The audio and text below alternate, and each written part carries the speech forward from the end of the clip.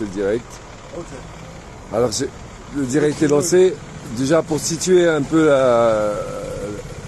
l'opération, nous sommes devant le rectorat de Nice. Nous sommes venus ce matin et donc M. Bastien Libert va nous expliquer. Bonjour. Salut. Alors pour l'instant on vient juste de rentrer en connexion. Les gens vont commencer à se connecter au fur et à mesure. Alors peux-tu nous dire pourquoi sommes-nous là aujourd'hui? Ok, alors aujourd'hui nous sommes là parce qu'il y a eu un appel national lancé par on va dire une quinzaine de collectifs, dont Maman Louve, Réinfo, Honest, pour que les parents d'élèves inquiets puissent venir discuter avec le rectorat en fait. Donc le plus gros de l'appel, enfin la plus grosse action c'était à Lyon, où là il y a un rendez-vous officiel avec la direction du rectorat à Lyon. Et nous ici à Nice, on a vu l'appel qu'il y a 3 jours, donc on s'est arrangé pour faire quelque chose quand même pour montrer qu'on est là et pour remettre en fait des documents au rectorat de Nice, sous tampon officiel. Mais un appel à quel sujet? Rectorat, quel sujet? Alors l'appel national, je répète, c'est pour alerter les autorités pédagogiques de l'enfance concernant les nouveaux cours d'éducation sexuelle qui sont basés donc sur les nouveaux standards européens de l'éducation sexuelle faits par l'OMS, qui inquiètent beaucoup de gens, beaucoup. Et donc voilà, c'était l'occasion de venir informer officiellement le rectorat, donc avec tampon officiel de remise des lettres des Mamans Louves et de l'association Honest, pour nous à Nice, qui regroupe cette association beaucoup de membres, donc des pédopsychiatres, des avocats, etc., concernés par la santé psychologique des enfants. Pourquoi tu dis Honest pour nous à Nice? Je dis ça parce que dans l'appel national, il n'était pas mention spécialement de remise de documents. C'est nous qui avons décidé de remettre au moins ces 2 documents, la lettre des Mamans Louves et de Honest. L'appel national part d'où? Alors l'appel national, je ne peux pas dire exactement d'où il part. Sur le document que j'ai vu, c'était pas spécifié. Je peux simplement dire qu'il est relayé par une quinzaine d'associations. Et que le gros de l'événement, c'est à Lyon. Voilà. Alors, je pense que dans les commentaires, après on essaiera de joindre cet appel tout à fait national aujourd'hui à se présenter devant les rectorats et les rectorats de France. C'est ça. Pour dénoncer l'application des standards de l'OMS sur l'éducation sexuelle en Europe qui commence à se répandre, à s'intérioriser même ici. C'est ça, voilà, c'est très progressif, c'est très progressif. Il y a eu une accélération en Belgique avec le programme Servas. Nous en France on a EdSens, mais on a aussi maintenant mention directe du programme EVRAS, l'éducation nationale qui a lancé Bonjour madame. Bonjour. Qui a lancé un questionnement public sur son site, demandant aux gens de réagir par rapport à ce programme EVRAS. On a un site aussi, on s'exprime avec sexe comme le sexe, qui est très spécial, qui est pour les enfants à partir de 12 ans et qui montre des petits bonhommes entre guillemets mignons dans les positions sexuelles, levrette, sodomie, machin, pour leur expliquer comment ça se passe tranquillement, avec des commentaires assez bizarres des modérateurs dessus. Je vous invite de toute façon à vous renseigner. Donc on rappelle par exemple Maman Louve et l'association Honest, qui ont beaucoup de documentation sur le sujet. Et donc pourquoi aussi passer par les colères des rues pour cette vidéo, c'est pour que les gens justement qui font l'action à Lyon, sachent que à Nice on est là. Là c'est avec les divergents, mais il y a d'autres parents qui étaient concernés, il y avait les gardiens du vivant, beaucoup de gens qui voulaient participer en fait, mais ça s'est fait un peu à l'arrache, in extremis. Mais il y a un gros soutien pour toutes ces initiatives. Et c'est ça qu'on voulait montrer aujourd'hui. Donc là, tu as remis des courriers Tout à fait. À l'intérieur, au rectorat? J'ai remis les courriers officiellement, donc nous avons remis les courriers officiellement au rectorat, au secrétariat du rectorat, avec tampon de cette date. Donc ça c'est le courrier de Honest. Voilà, je vais montrer aussi rapidement le... Tu peux lire un peu peut-être, mais il y a 6 pages. Oui, il y a 6 pages. Mais pour ceux qui ne peuvent pas lire à peu près... je vais lire le premier paragraphe. Donc, ça s'appelle « Courrier à destination des chefs d'établissement, des professionnels de l'enfance et des parents ». Mesdames, Messieurs, nous sommes un collectif de professionnels de santé mentale de l'enfant et du droit, soucieux de leur protection avec des arguments professionnels. Nous souhaitons vous faire part de nos préoccupations au sujet des séances d'éducation à la sexualité. Entre guillemets, éducation à la sexualité. Celles-ci font partie du programme dispensé dans les établissements scolaires devant les consignes du ministère de la Santé, en partenariat avec le ministère de l'Éducation nationale. Cette action va à l'encontre de la protection de l'intérêt de nos enfants et à l'encontre de l'autorité parentale, garante de la défense et de la protection des enfants. L'éducation sexuelle, comme son nom l'indique, est une incitation à la sexualisation précoce de nos enfants. Cette pédagogie, censée prévenir et lutter contre les violences sexuelles et les discriminations, éduque nos enfants à des sujets qui ne les concernent pas en raison de leur jeune âge. Entendu. Alors ça, c'est la première page du courrier de Honest. C'est ça. On va remontrer, et je vais remontrer la date du cachet du rectorat. Donc ils ont reçu ce courrier, il fait 6 pages.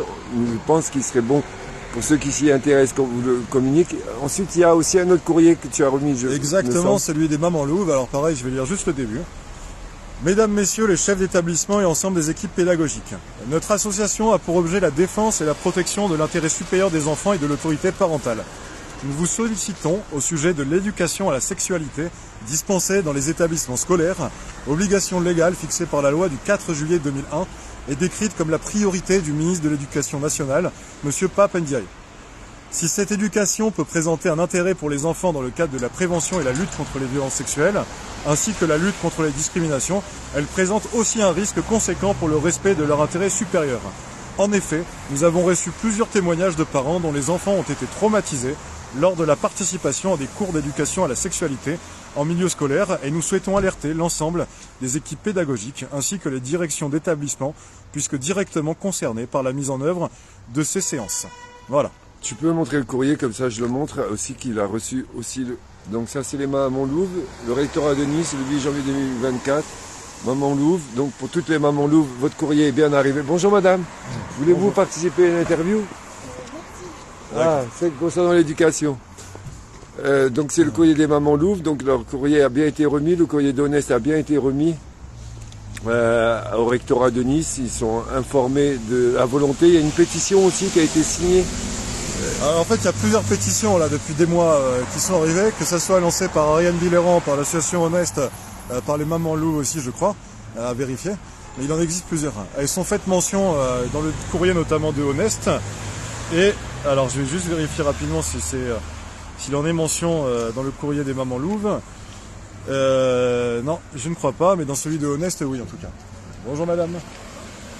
Alors, hier, je discutais avec un monsieur et je faisais remarquer que ce que le nouveau monde tend à faire, c'est nous faire perdre nos anciennes valeurs, les valeurs, le sens de la vie, les valeurs que nous donnons aux choses.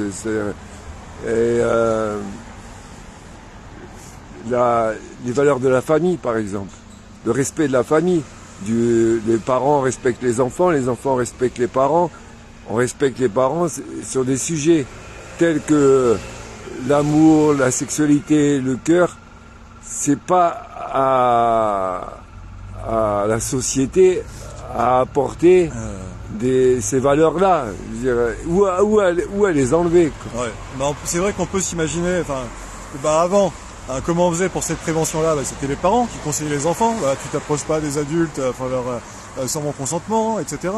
Si quelqu'un te propose quelque chose qui est lié à ton sexe, tu ne le fais pas. Voilà, ce sont des conseils comme ça. Maintenant, on sait que l'État, pour à chaque fois l'excuse qui est donnée, c'est protéger, faire de la prévention, en fait introduit dans l'esprit des gens le sujet même qui est à risque. On va prendre l'exemple des vaccins qu'on connaît bien. Pour protéger les gens contre une maladie qui ne leur est pas encore arrivée, on va les inciter à prendre un vaccin.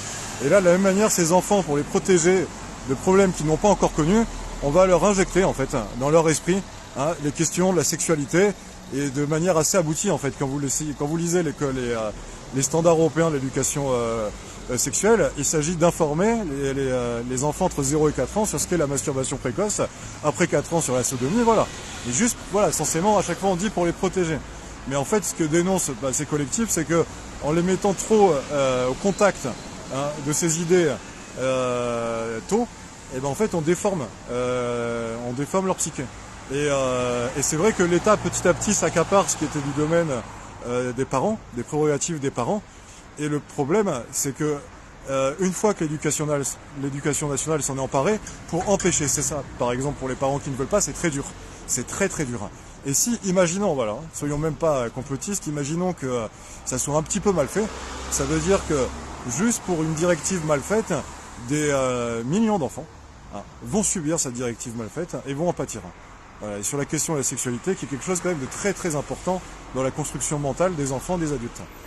Et effectivement, on vit dans un monde où on voit une destruction progressive de tous les socles traditionnels qui permettaient de fonder le mental, la morale des adultes. Et je pense aussi, comme c'est la situation, que c'est très inquiétant. Madame, bonjour. Vous travaillez au rectorat? D'accord. D'accord. Je vais vous interviewer. Vous n'avez pas envie? Oui, j'aimerais bien avoir l'avis de position de personnes qui travaillent au rectorat. On ne pouvait pas filmer à l'intérieur tout à l'heure. On a demandé, mais ça n'a pas été accepté. C'est l'occasion de mentionner qu'on a été très bien accueillis. Oui. Ah voilà, mais vraiment très très bien accueillis. Ça s'est très très bien passé. Donc pour l'instant, rien à redire sur les réactions du rectorat. Comme ils nous ont dit, voilà, ça n'engage pas ce qu'ils penseront des documents. Mais en tout cas, on a été accueillis avec respect et considération. Je regardais cette dame, peut-être, elle a rejoint son ami qui travaille au rectorat. Parce que même à l'intérieur, beaucoup, alors qu'on est au sommet, là, quasiment, ne savent pas que les standards de l'éducation sexuelle de l'OMS tendent à s'imposer progressivement, petit à petit, dans le système éducatif, que eux-mêmes défendent et où ils travaillent. Oui. Ils ne savent pas. C'est ça. Et donc évidemment, derrière tout ce qu'on a remis, c'est les parents, les enfants d'abord, mais évidemment là il s'agissait d'informer les membres du rectorat qui ne savent pas, pour beaucoup comme tu l'as dit, et de leur dire voilà, maintenant vous savez, vous ferez ce que vous voulez, vous ferez ce que vous voulez, vous assumerez les conséquences, mais maintenant vous saurez. C'est ça. Je vais me permettre de me rapprocher. Oui. Madame. Bonjour madame. Je me permets de me rapprocher de vous pour vous écoutiez, parce que vous travaillez au rectorat, hein, vous n'êtes pas filmé là. Tout à fait. Pas au rectorat, à la DSDEN, moi je travaille. Tiens, on nous en a parlé ce matin, la DSDEN. Donc est-ce que vous pouvez nous rappeler ce que ça veut dire exactement? Direction de la scolarité de l'éducation nationale. Je me mets comme ça on vous entend mieux, mais si vous acceptez d'être filmé, ça nous arrange. D'accord. Et en plus, moi je suis à un service très particulier, donc je Superbe. D'accord. On entendra Alors, je vous dis juste pourquoi on est venu aujourd'hui, c'est pour alerter donc les autorités pédagogiques, le rectorat, concernant des nouveaux types d'éducation, de cours d'éducation sexuelle qui sont implémentés en France et en Europe, selon les standards européens d'éducation sexuelle. Vous voyez très bien. Qui ne sont pas appliqués. Alors, qui sont appliqués en fait progressivement. Et nous on a des retours d'enfants déjà traumatisés. Par exemple là j'ai remis une lettre d'une association qui s'appelle les Mamans Louves qui a récolté des témoignages d'enfants traumatisés et de parents révoltés. Parce qu'ils prennent des cours d'éducation sexuelle, c'est ça? C'est ça en fait, ils font des cours d'éducation sexuelle dans les écoles. Et vous savez par exemple, il y a une vidéo qui a beaucoup tourné sur les réseaux des drag queens qui viennent expliquer aux enfants la question du genre. Donc en fait il y a un drag queen par exemple, un homme déguisé en femme, qui va demander à des petits-enfants est-ce que je suis un homme ou une femme, ils répondent tous un homme et il dit non, je suis une femme. D'accord. Voilà, et à des petits-enfants, ils ont pas plus de 10 ans. Donc voilà. Je vais vous être aucune aide sur ces dossiers, c'est pas du tout ma partie, je ne travaille pas du tout dans ces services. En fait, ce qui nous alerte, c'est-à-dire non pas en tant que fonction de l'État que nous avons ou pas, ce qui nous alerte, c'est que l'on puisse instaurer le fait que maintenant, dans le monde où on vit tellement moderne, tellement libre, tellement... les enfants qui n'ont pas cette chance d'avoir des parents à l'esprit aussi ouvert, à l'école, on va déjà vous expliquer qu'il faut ouvrir votre esprit complètement à tout type de sexualité. Il n'y a pas de problème. Peut-être que même si tu ne t'ouvres pas, ça devient un problème parce que tu es... Voilà. C'est-à-dire que... Ouais, je vais aller rejoindre mes collègues. Vas-y, bon, ça fait. D'accord? Ok, ça marche, c'est du peut-être. C'est-à-dire que quand vous prenez le temps de regarder les standards de l'OMS, qui a appliqué européen, ils mettent des tranches d'âge de 0 à 2 ans, de 2 ans à 4 ans. 0 à 4. Et, 0 à 4 la première. ouais, 0 à 4. Excusez-moi, je vous arrête, mais il faut vraiment que je retourne Entendu. travailler. Moi, j'ai pas mal de dossiers à traiter. Je comprends votre... Mais je vous conseille de prendre rendez-vous avec... Non mais on a remis ça avec le tampon du secrétariat, voilà, pour dire que vous l'avez. Parce qu'en plus, moi, je peux rien. Rectorat. Mais je vous invite à vous renseigner et je vous laisse vraiment avec le nom Les Mamans Louvres. D'accord. Voilà, c'est facile à retenir. Bon, merci, messieurs. Au revoir, merci à vous. Et nous voilà de retour. Oui. Oui. Donc, on répète, hein, on était venu ici pour montrer notre soutien à l'action nationale qui a été lancée par tous ces collectifs, à tous les parents qui s'inquiètent. Voilà, il est temps de venir discuter directement avec les membres du rectorat. Évidemment, ça c'est possible que si on prend rendez-vous. On n'avait pas pris rendez-vous aujourd'hui, donc on a pu au moins obtenir de déposer avec le cachet les lettres des Mamans Louvres et de Honest. C'est déjà quelque chose. Ils ne pourront plus dire qu'ils ne savaient pas au rectorat de Nice. Maintenant, c'est acté. Mais la prochaine étape, c'est que des parents inquiets, et encore mieux, des parents dont les enfants ont vécu des choses traumatisantes dans ces cours-là, ou qui ont des retours très particuliers, viennent directement parler, interroger. Donc on vous invite à rentrer en contact avec le rectorat, avec le directeur des écoles. Voilà, vous pouvez compter sur les divergents, mais aussi sur toutes les bonnes volontés autour de nous pour ça. On est là, on s'abandonne pas, on se suit. Et en tout cas, moi j'ai pas d'enfant. À chaque fois, voilà, je me retrouve toujours à relayer des messages de sujets qui ne me touchent pas au final directement. Mais j'espère que les acteurs principaux, qui sont vous, les parents, ça va être vous qui allez vous en emparer. Et comme je vous l'ai dit, on est là pour vous aider. Protégeant nos enfants. Protégeant nos enfants. Oui, les enfants toutes les enfants de la planète sont nos enfants. Même ceux qui sont actuellement dans la zone de Gaza. Oui, exactement. Voilà, parce que les conneries que font les grands, ok, ils font des conneries qui se les règlent, mais ne touchez pas aux enfants. Et ça, c'est tout être humain sur cette terre qui voit quand on s'attaque à des enfants, il a deux réactions. La première, c'est défendre l'enfant coûte que coûte, ou la deuxième, c'est accepter, et dans ce cas-là, soit il dit rien, soit il participe d'une manière ou d'une autre à ce qui se passe. C'est ça. Donc il n'y a pas... Et quand on abandonne la chose la plus précieuse, l'avenir de l'humanité, c'est les enfants, je le rappelle. Quand on abandonne la chose la plus précieuse que sont les enfants, je ne sais pas quel genre de sort on se réserve pour la suite, mais en tout cas on s'éloigne de sa substance même, en fait. Voilà, c'est notre bien le plus précieux, on le sait tous, même pour moi qui n'ai pas d'enfant. Voilà. Le premier trésor à protéger. Tu sais, là tu me fais penser à une épouse d'un prophète qui n'a jamais eu d'enfant. Et on lui a dit, mais tu n'as jamais eu d'enfant, donc tu es la mère de tous les enfants. Tu n'as pas d'enfant, tu es le père de tous les enfants à égal. Le jour où tu en auras, tu seras toujours le père de tous les enfants, mais tu auras une part de responsabilité beaucoup plus grande pour ceux que toi tu as que te protéger, mais tu seras toujours aussi responsable, enfin une part de responsabilité avec les enfants des autres. Elle va devenir plus importante pour les tiens, c'est normal, tu vas devenir plus sensibilisé, mais tu resteras quand même. Et s'il y a un enfant dans la rue, s'il y a une injustice, que c'est ton fils ou ta fille qui la commet, tu ne prendras pas parti pour ton fils ou ta fille, tu lui diras c'est toi qui as tort, et tu défendras l'enfant même et tu lui expliqueras pourquoi tu vas là, tu as pris la défense de l'autre et non pas la sienne, de ton propre enfant. Donc on est quand même les parents de tous. Ouais. Je vais te rendre l'appareil. Ok, ça marche. Comme ça tu te mets en... Allez, c'est parti. Hop là, bonjour mesdames, enfin madame. Ah oui, parce que voilà, donc je vous montre l'ami JC. Toujours présent. Voilà. Avec un t-shirt spécial. Ah oui, c'est l'Alain. Alors voilà. Ça c'est un petit hommage aussi au comté de Savoie. Vous connaissez l'histoire du comté de Savoie qui maintenant est, selon les décrets, indépendant.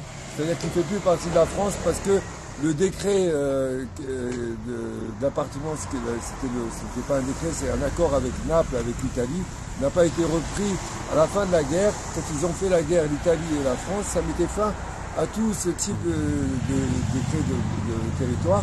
Il n'a pas été repris, ce qui fait qu'en fait la Savoie est indépendante aujourd'hui, juridiquement parlant, c'est-à-dire que donc ça à approfondir. Mais là, c'est un niçois, on appelle ça un barbet.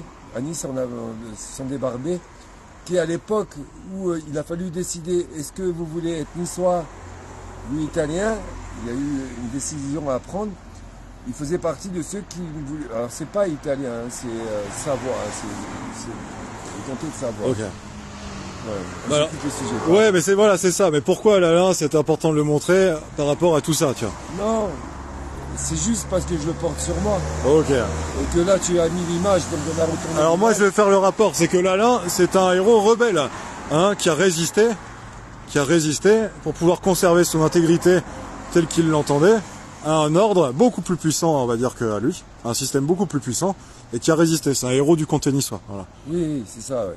Mais qui a mal fini, hein. Il a fini trahi, vendu par ses propres partenaires et cloué sur une porte, sur la porte de chez lui, et après son corps baladé sur un âne dans toute la ville pour que tout le monde comprenne que si tu t'opposes, regarde ce qui va t'arriver. Voilà.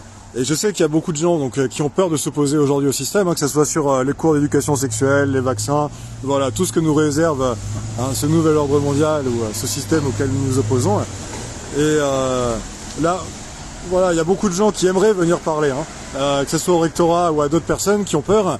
Est-ce que tu as un message pour tous ces gens qui ont peur, tu vois, parce qu'il arrive des choses terribles, c'est vrai, quand on s'oppose au système, comme à l'Alain. Et toi, est-ce que tu aurais quelque chose à dire à ces gens-là? Non, moi, je leur dirais juste, je vous comprends.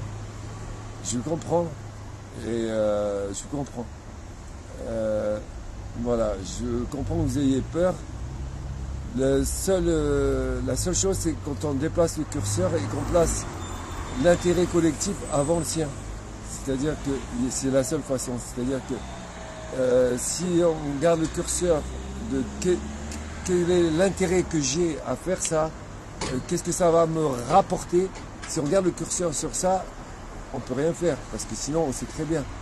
On sait très bien, surtout pour ceux qui ne sont pas préparés. Il y en a qui ont la chance d'être préparés, qui peuvent être entiers, qui peuvent peut-être être fils avec des millions, donc voilà, ils sont préparés, mais il y en a qui ne sont pas préparés, ou alors qui vivent en totale autarcie, vraiment, voilà, qui sont intouchables parce qu'ils vivent voilà, dans un endroit, il faut être libre de chaînes, et ça, donc je comprends que des personnes ne veulent pas risquer de perdre ce qu'elles ont, de souffrir, d'être mis au banc de la société pour exprimer leur position, surtout quand elles pensent que ça ne servira à rien.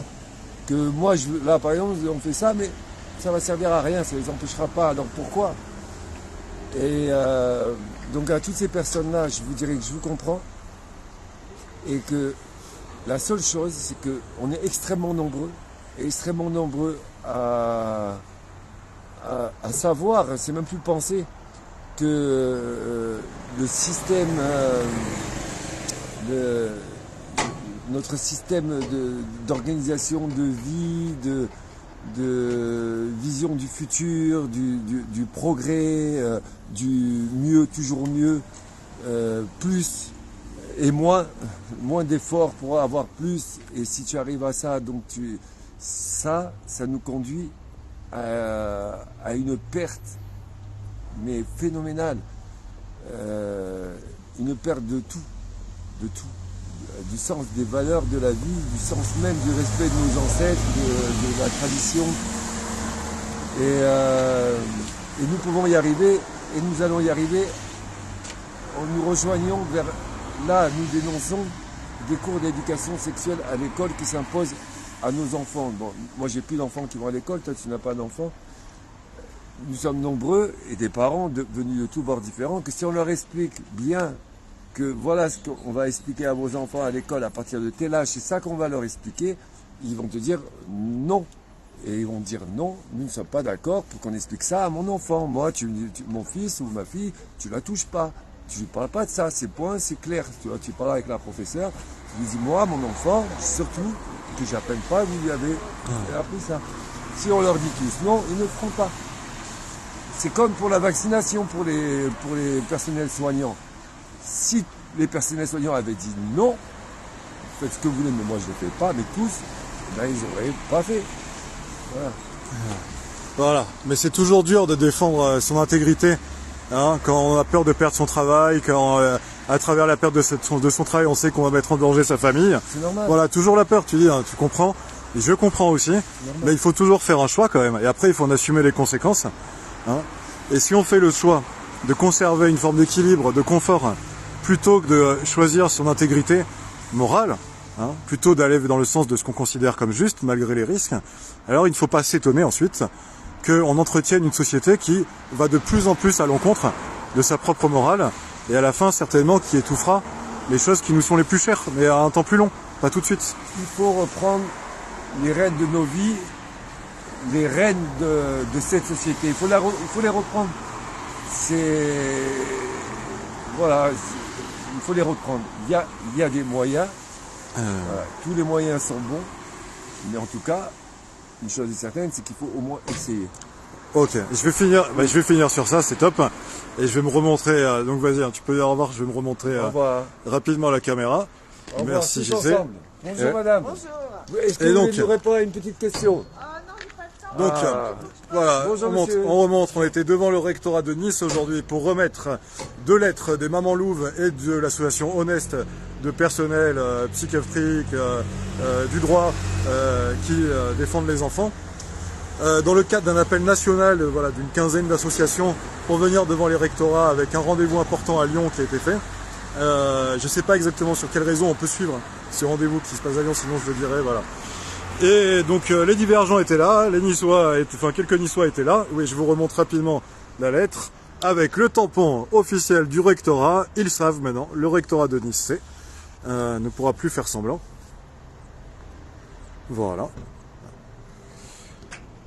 Je réponds rapidement aux commentaires. Donc bonjour à tout le monde, hein, bonjour à Mabiapou, à l'empereur Chantal.